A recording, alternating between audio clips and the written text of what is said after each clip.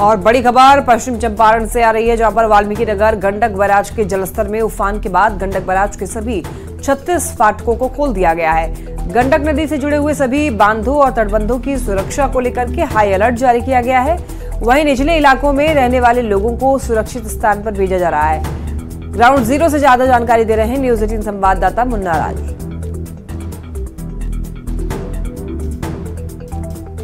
Valmiki Nagar Gandak barrage पर लगातार बढ़ते जलस्तर के बाद गंडक बैराज के सभी 36 फाटकों को खोल दिया गया है और 4 लाख क्यूसेक जलस्तर जैसे ही पार किया है उसके बाद पूरे जिले में हाई अलर्ट है। और विशेष तौर वाल्मीकि नगर गंडक बैराज पर हाई अलर्ट के बाद सभी 36 फाटकों को खोल दिया गया है। तो आपको हम वाल्मीकि नगर गंडक बैराज के डाउन स्ट्रीम की तस्वीरें दिखाने की कोशिश कर रहे हैं। जिस तरह से गंडक बैराज के कुल 36 फाटक हैं और सभी 36 फाटकों को खोल दिया गया है। और नेपाल के नारायणी नदी में जिस तरह से उफान शुरू हुआ है और उफान के बाद जलस्तर में अचानक वृद्धि शुरू हुई है और लगातार यह जलस्तर बढ़ने के साथ ही 4,28,000 क्यूसेक तक पहुंचा। उसके बाद अभियंताओं के भी होश उड़ गए हैं और सभी तटबंधों और बांधों की सुरक्षा हाई करने के निर्देश जारी किए हैं। और वाल्मीकि नगर डाउन स्ट्रीम में आप देख सकते हैं किस तरह से नारायणी नदी गंडक बैराज तक पहुंच रही है। और गंडक बैराज के बाद जैसे ही गंडक नदी आगे बढ़ती है उसके बाद देख सकते हैं किस तरह से उफान है और पूरे वाल्मीकि नगर गंडक बैराज पर पानी का दबाव बना हुआ है। और गंडक बैराज के सभी 36 फाटकों को खोल दिया गया है और हाई अलर्ट जारी किया गया है। तो कुल मिलाकर कहें तो वाल्मीकि नगर गंडक बैराज पर अब भी जलस्तर में वृद्धि जारी है और जलस्तर में वृद्धि के बाद सभी 36 फाटकों को खोलकर हाई अलर्ट घोषित कर दिया गया है। मुन्ना राज, न्यूज 18, वाल्मीकि नगर गंडक बैराज। और देखिए, नेपाल में भारी बारिश होने की वजह से बिहार की नदियां जो हैं उफान पर हैं। बगहा में जल संसाधन विभाग की टीम हाई अलर्ट पर पहुंच चुकी है। वाल्मीकि नगर गंडक बैराज में लगातार जलस्तर में वृद्धि हो रही है। गंडक बैराज के फाटकों के साथ ही बांधों और तटबंधों की सुरक्षा भी बढ़ा दी गई है। इंजीनियर की टीम 24 घंटे मौके पर कैंप कर रही है। अधिकारियों को हर गतिविधि पर नजर रखने के लिए कहा भी गया है। जल संसाधन विभाग के अधीक्षण अभियंता नवल किशोर भारती से बात की है न्यूज 18 संवाददाता मुन्ना राज ने। सर, अचानक जलस्तर में बहुत वृद्धि हुई है, कैसे अलर्ट है? देवघाट यहाँ से 6 घंटे अप स्ट्रीम में नेपाल में है। वहाँ पर नारायणी नदी का जलस्तर जो है वो अचानक बढ़ने लगा। उसके बाद हम लोग पूरी तरह मुस्तैद रहे यहाँ और अभी भी हैं। और जल स्तर का उच्चतम बिंदु 571,350 जो है वो क्यूसेक था और करीब 9 बजे कल जो है 10 बजे तक जो है स्टैटिक रहा। उसके बाद वही पानी जो है अभी यहाँ फ्लो कर रहा है। और हाँ, सावधानी पूरी तरह हाई अलर्ट पर है। हम सभी लोग, हमारे सारे अभियंता बांध पर और सभी जगह मुस्तैद हैं। वाल्मीकि नगर गंडक बैराज के अधीक्षण अभियंता और इनका दावा है कि वाल्मीकि नगर गंडक बैराज के साथ ही डाउन स्ट्रीम के सभी बांधों और तटबंधों की सुरक्षा की जा रही है। मुन्ना राज, न्यूज 18, वाल्मीकि नगर गंडक बैराज। छपरा के गरखा में रेवा रोड पर धर्मशाला के पास बन रहे हैं पुल का डायवर्जन नदी के पानी से बह गया है। डायवर्जन पानी में बह जाने के कारण यहाँ के हजारों की आबादी को आवागमन में दिक्कत हो रही है और 4 किलोमीटर दूर से घूमकर लोगों को सफर करना पड़ रहा है। स्थानीय इसके लिए ठेकेदार को लापरवाह बता रहे हैं।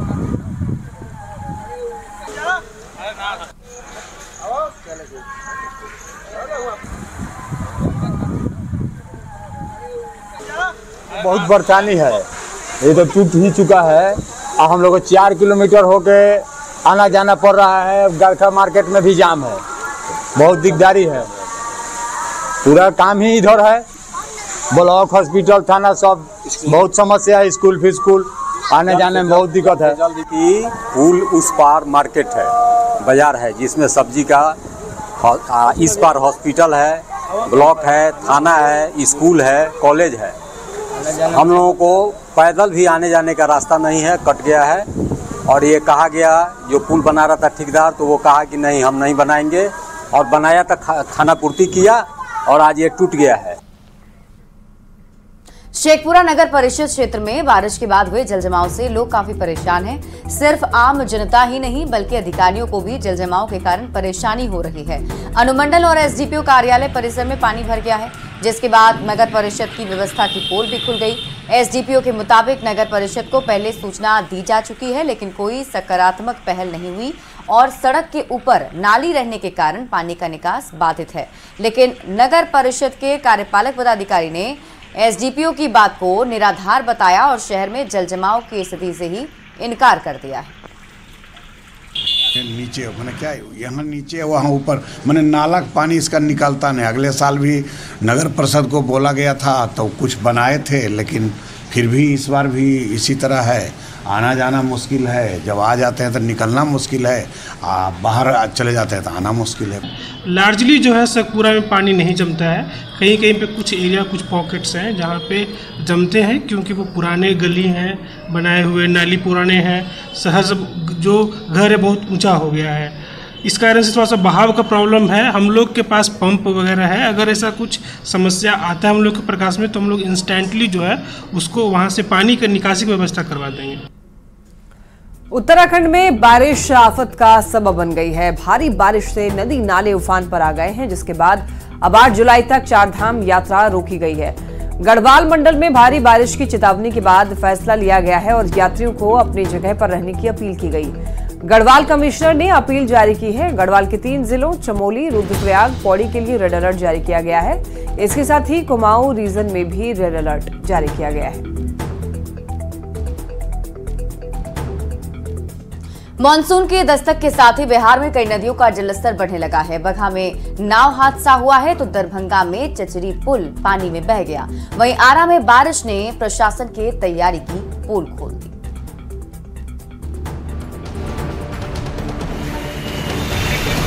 नेपाल बैराज से लगभग 3 लाख क्यूसेक पानी छोड़ा गया है, जिससे गंडक नदी में जल स्तर बढ़ने की संभावना है। अतः आप लोग से अनुरोध है कि अपने जान माल की रक्षा के लिए ऊंचे शरण स्थल पर जाने की कृपा करें। बारिश ना हो तो दिक्कत, बारिश हो तो आफत।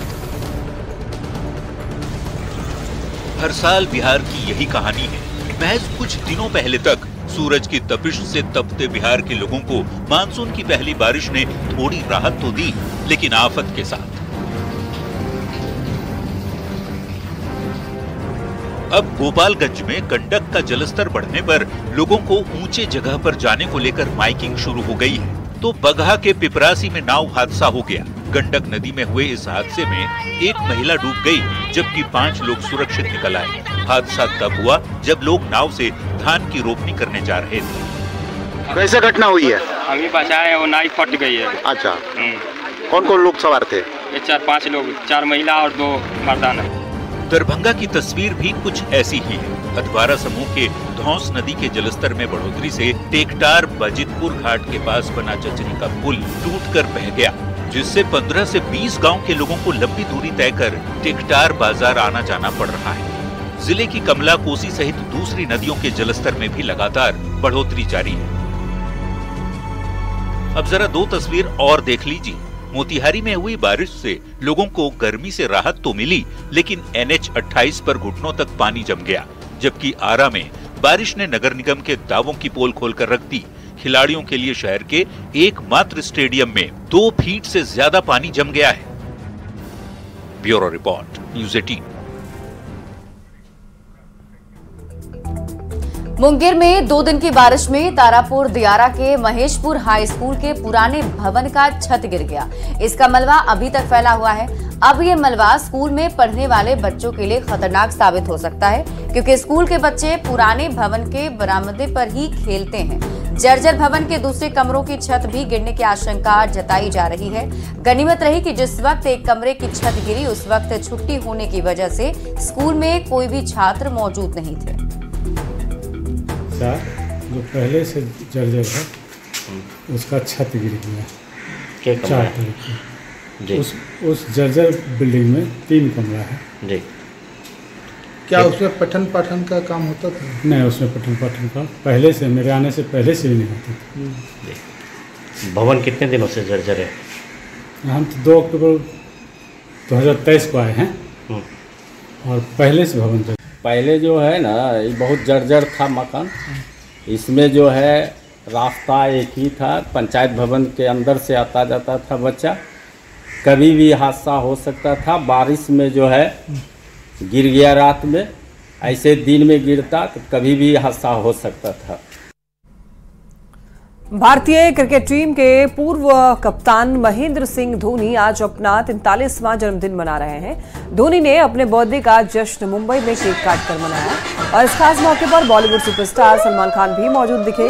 बर्थडे केक काटने के बाद धोनी उसे अपने हाथों से सलमान खान को खिलाते नजर आए। बर्थडे सेलिब्रेशन के दौरान पत्नी साक्षी ने धोनी के पैर भी छुए। धोनी की बर्थडे पार्टी में सलमान खान ब्लैक शर्ट और जीन्स पहने हुए दिखाई दिए। वहीं birthday boy Dhoni T shirt और ब्लैक जीन्स में नजर आए। मुंबई में मने बर्थडे में गौर करने वाली बात यह है कि धोनी ने एक नहीं 3 केक काटे, जिसमें एक केक पर नंबर 7 भी लिखा हुआ है।